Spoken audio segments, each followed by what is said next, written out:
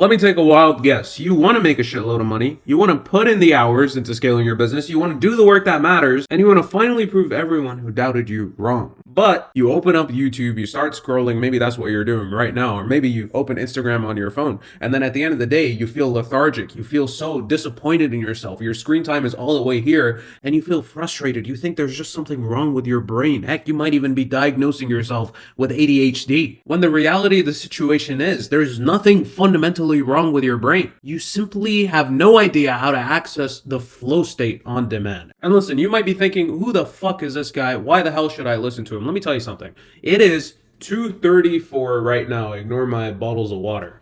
PM. Okay.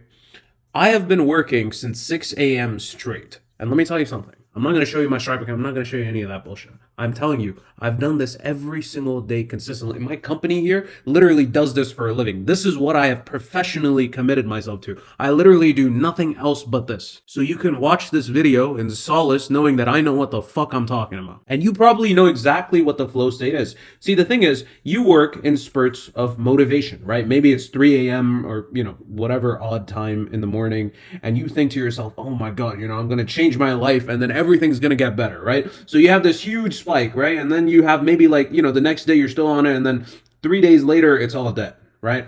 The graph that you've probably seen everybody tell you to follow is discipline. Everybody says discipline is the way to go. You need to build discipline. And this is what you're disappointed in. You're disappointed in yourself for your inability to build discipline, because everybody tells you that although discipline doesn't have the same spike as motivation does, it's consistent, right? It keeps on going. But let me tell you what flow looks like. The graph for flow literally looks like this, because what flow actually does is it takes this peak of motivation and it just extrapolates it further. And I genuinely want you to recall the last time you had one of these sprints where you felt the weight and momentum of the flow state compounding upon itself. Maybe it was when a deadline was approaching. Maybe it was when you were forced to work. Maybe it was when something broke down in your business and you had to fix it. One thing that every single momentum-based sprint has in common is that it is a result of necessity. It is forced. They say necessity, and you've probably heard this many times before, is the mother of all invention. But here's the thing, and I heard Alex Hormozi said that. He said that repetition is the father of results. So that means that if you want to have, forgive my analogy here, if you want to have I'm so terrible at drawing. Money babies. All right. You need the mommy and the daddy. You need necessity and repetition. Necessity plus repetition equals flow on demand. All right. Enough bullshit. Let's talk about what a forcing function actually is. A forcing function, by definition, is a means, a parameter that is either intentionally or unintentionally placed that forces you to take an action. As the name implies, it's very simple. Now, what are some examples of forcing functions? The first example that I've already given to you are deadlines, right? Another example, although not as common, are appointments, right? You will notice that if you have an appointment for something, you are more likely to show up, although some of you guys still don't show up to the damn appointments. Then you have meetings, right? Which are essentially appointments, but recurring meetings especially, recurring tasks, things that you do every day are essentially forcing functions as well. Now, what do all of these things have in common? They are in the time or before the time that they're about to start. They are important and they are urgent, right? That's the thing. There's a set time frame that you have to get them done by. But the thing is, there are so many things in life that don't have any deadlines. These are important things, but they are not urgent necessarily because there's no hard set time frame on when you have to get them done by. This is stuff like your future. This is stuff like getting married. This is stuff like your career or scaling your business. All of this stuff is, visionary stuff that you essentially need to do at the end of the day to live a fulfilled life. Stuff like this doesn't have a deadline. So 99% of people procrastinate their way into living an unfulfilled life. Now, if you look at what we said before, what did we say? There's two things that we need to actually account for: necessity and repetition. Okay, the tasks that you need to actually do, the tasks that you want to do yourself, have to be repetitious. You want to break your tasks down into repeatable stuff. Now, what is an example of a repeatable task? 100 calls, right? Or spending, or one video a day. This is the one that I've personally committed to, right? One video a day, 30 DMs, right? So on and so forth. These are input based things. But the thing is, a lot of times people have other stuff that they need to work on. So even if you have 8 time blocks, right? 8 blocks of time that you absolutely need to do. The quota that you set has to be measurable and it has to be repeatable. If I do 110 calls today, can I do the same thing tomorrow, right? So again, it has to be a numerical value, a quota that you assign to it so that it's measurable and then you can actually say if you did it or not. Necessity comes from the importance of the task. But the thing is, a lot of us, even though we know we need to make 110 calls, one video, send 30 DMs and do 8 time blocks worth of work, we still don't do the most important thing. And so this is where forcing functions actually come in. Forcing functions almost always, or effective forcing functions almost always, have consequences that are attached directly to them. If you don't complete a task, a consequence occurs. Consequences require professional, external accountability. If you look at any top sports player, any top person, any level of their field, heck, Mark Zuckerberg even, everybody has a coach. Now, was Mark Zuckerberg's business coach richer than him? Actually, there was an old lady that used to follow Mark Zuckerberg around. And one time, I think an intern or somebody asked him, it's like, Mark, why do you have this dude or this lady following you around? You're worth XYZ amount of dollars and she's worth, this much less than you. And Mark Zuckerberg said some corny shit as he does. He's a PR trained guy. He said, I love learning, bullshit like that. The reason why he had her is because of professional external accountability. Kobe's coach, LeBron's coach, Michael Jordan's coach, they were not better at playing ball than them. But what they provided or one of the main things that they provided was professional external accountability. And they provided a consequence so that basically the players were forced to give their all, to necessarily actualize their potential on the field every single day. Without that, they would never have been able to get to the point that they were if they didn't consistently put in the work every single day, if they didn't leave it all out on the field. And this is the thing, right? Consistency looks very unimpressive on the micro, but it looks very impressive on the macro. Your consequence, if you want it to have teeth, can't be your friend. It can't be, your business partner. If you're friends with your business partner, it can't be your mom or your dad or your cousin. It needs to be professional, external accountability that enforces a consequence upon you that basically forces you to repeat the task that you set out to do. That is how you get consistency on the micro, and that is how you get impressive results on the macro. Actually, let me show you something interesting. Let's go back, okay? Let's go back to the examples that I gave before. These are all forcing function triggers, right? Deadlines, appointments, recurring meetings. What do all of them have in common? Professional external accountability. Deadlines are professional external accountability. Appointments, professional external accountability. Recurring meetings, professional external accountability. Every single time you want to force yourself to do something, you need to use professional external accountability. And the more you can actually compress the time frame on which you actually have the accountability feedback loop, the more efficient you can be. Let me give you an example. Every single person has had this experience, okay? You got a deadline here, and then basically, this is the plan that you have, right? Your plan is, I have this 40-page paper due or whatever the hell it is. I'm going to, even out the load, and then as it gets closer, I'm going to increase the work, and then, I'm going to, by the end of the deadline right here, right? Let's say that the deadline is all the way here, and this is, the time graph. By the end of the deadline, I'm going to have everything done. But what actually happens? This is what actually happens. Everybody knows this, right? Actually, not even this, sorry. My iPad isn't that big, right? You basically do everything last minute. But now what happens when you give yourself a deadline? Let's say you're scrolling on YouTube and you're like, right now it's 2:48 p.m. I'm going to start work at 3 p.m., 100%. And then you keep scrolling, but then you're watching Hadi Solman, and obviously, my videos are a little too entertaining. Everybody else, you would have started work at 3. But because it's my video, you have to stay, you have to keep watching. I appreciate it. Thank you. So now you look at the clock, it's like, it's 3:05, and you're like, oh shit. Instead of starting work, because now, I decided I was going to start work at 3, but since it's 3:02 now, I'll wait until 3:15. 3:15 is, and then it keeps happening again and again and again.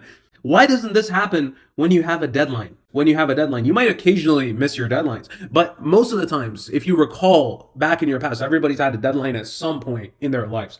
You still end up getting it done. It's because there's no consequence when you have no external professional accountability. Here, you're relying on what? Internal accountability. The point that I was trying to make was right here, you have one deadline, right? This is one deadline. This is empirically proven. You have the ability to do this much amount of work, right? In this much amount of time. This work is extremely efficient. This work is incomparable to any of the other work that you do usually. What if you had multiple deadlines for every single one of the inputs that you had? Let's say the time blocks that we were talking about.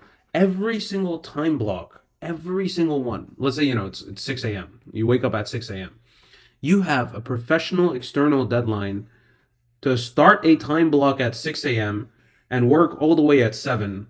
You have professional external accountability to start a time block at 7, go all the way to 8, so on and so forth, and do that over and over and over again. And if you don't do it, a consequence occurs. And not only that, to ensure that you are efficient, you literally get tracked live every single one of these hours. Every single hour that you're supposed to work, you get tracked live. Somebody's literally there tracking you. And that's the only job that they have. That's literally all you pay them for. What is going to be the result of you doing all of these, 8 of these? You're going to be consistent, and because you're going to have a deadline every single hour, and not only that, you're going to be tracked live every single hour, you're going to be invigilated, literally every single second that you work, you're going to basically replicate this deadline effect over and over again. So this is what it basically looks like when you do something like this. You have the time frame, but since you have so many of these micro deadlines, your output every single hour is like this. Boom.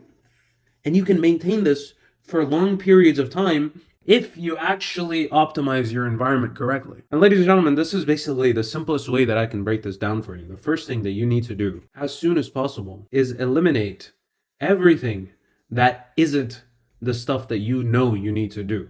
This is usually the stuff that is going to make you money. Once you eliminate, the second thing that you need to do is identify the inputs, or again, the measurable, repeatable tasks that you can do every single day that'll get you the outcome that you want. Then you basically break down your work into time blocks, and then you force yourself using holy shit, what the fuck is going on? And then you force yourself using professional external accountability to do those time blocks at certain times. In these time blocks, you literally have a coach that is paid money to track you live. And by the way, if you're interested in this system, we are giving it away for free. We are literally tracking your execution every single second that you work if you're an established entrepreneur. The goal of this challenge is not to make you productive, it's to make you profitable. We want to help you add 30 to 50K in new revenue in 6 weeks by making you so damn efficient, your competition has no idea what the little tactic is that you're doing. When the reality is, you're not relying on tactics, you're relying on consistent, effortless execution every single day. We identify the constraint of the business, eliminate everything else using software, and then track literally every single second that you work for all the time blocks that you choose to do. This is free, but we only have 4 spots left because, again, we assign you a dedicated live coach. If you want this, you can go down in the description. If you don't want this, you need to get some sort of professional external accountability. But what if you don't want to work? This is probably the biggest concern that I get with people, right? Like, oh, well, Patty, this sounds very intensive. This sounds borderline scary. I don't want to be tracked and then people start making bullshit excuses. Oh, I'll have sensitive information on my thing, and I'll have this and this, and oh, I can't track my execution. You can't see my screen, and a coach doesn't. I don't do that type of work, and oh my God, I'm scared. I'm a pussy. Okay, this is basically what you're saying, and I'm just translating it. Let me tell you something. I understand. Okay, the bigger the plane, the longer the runway needed for it to take off. Okay, we have what we call a 7-day ramp-up sequence. This is very intense, okay? You can do a 30-day ramp-up sequence, man. Whatever the hell it is. The point is, you ramp up the amount of time blocks you do. Start with 1.